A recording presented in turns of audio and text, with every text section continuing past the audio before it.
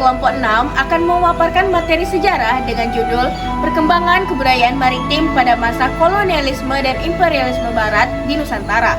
Sebelumnya, perkenalkan saya Akila Trisita Amira dan rekan saya Elsa Meliasari. Saya Desi Wulandari. Saya Ila Zahara. Baiklah, langsung saja kita ke materinya.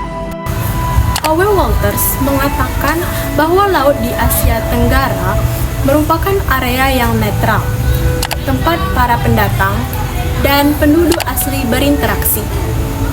Laut menjadi penghubung sekaligus area penting bagi perkembangan kebudayaan, politik, dan ekonomi di kawasan ini. Namun, kedatangan bangsa Eropa membawa perubahan besar terhadap sistem perdagangan maritim di Nusantara. Pada awalnya, VOC atau yang disebut Verenice Ostindische Compagnie berusaha menguasai Selat Malaka sebagai pintu gerbang utama perdagangan antara timur dan barat.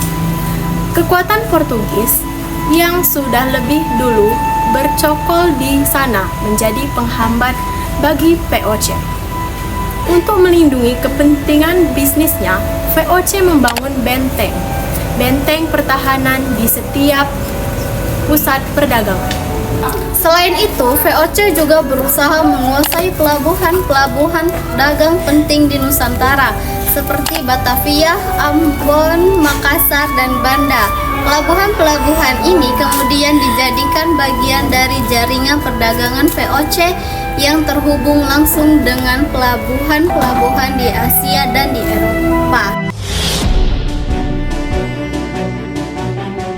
Armada perahu Bumi Putra yang menggunakan tenaga angin menghadapi tantangan besar dari teknologi pelayaran bangsa barat, terutama setelah diperkenalkannya kapal uap sejak pertengahan abad 111. Kehadiran kapal uap di berbagai pelabuhan besar menunjukkan kemajuan ekonomi dan teknologi yang luar biasa. Masyarakat Bumi Putra di Nusantara menunjukkan adaptasi yang baik terhadap perkembangan ini. Mereka tetap memanfaatkan perahu layar tradisional sebagai alat transportasi antar pulau, bahkan sebagai sarana komunikasi antar daerah.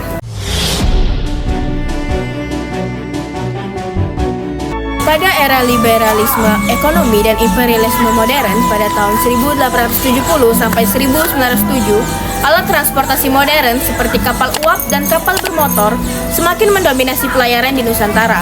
Kebijakan pemerintah kolonial Belanda yang lebih liberal mendorong pertumbuhan perdagangan barang dan jasa.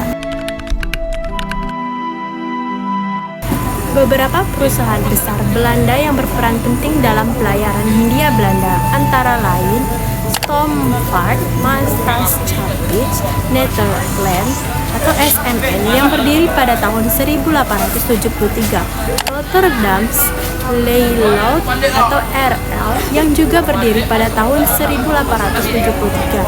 Perusahaan-perusahaan ini menguasai pelayaran reguler antara Eropa dan Hindia Belanda. Selain itu, juga muncul perusahaan-perusahaan pelayaran lokal yang menghubungkan antara pulau di Nusantara. Perkembangan pelayaran dan perdagangan di Hindia Belanda pada abad 111 tidak terlepas dari berbagai faktor, antara lain 1. Ekspansi ekonomi global dan meningkatnya permintaan pasar Eropa. 2. Kemajuan teknologi seperti penggunaan kapal uap dan sistem navigasi baru. 3. Krisis ekonomi di Eropa yang mendorong Belanda memperluas pasarnya ke Asia. 4. Kebijakan politik etis dan liberalisasi ekonomi yang membuka peluang bagi pengusaha swasta. Perkembangan kebudayaan maritim di masa kolonial dan imperialisme barat di Nusantara memperlihatkan pergeseran dari sistem perdagangan tradisional ke sistem kapitalis dan modern. Laut yang dahulu menjadi wilayah netral dan terbuka bagi masyarakat lokal berubah menjadi arena perebutan kekuasaan dan ekonomi global. Meskipun demikian, masyarakat Nusantara tetap berperan aktif dalam mempertahankan dan menyesuaikan tradisi maritimnya di tengah arus modernisasi. Baiklah, mungkin itu saja materi yang dapat kami sampaikan. Semoga apa yang kami sampaikan dapat menjadi manfaat bagi kita semua.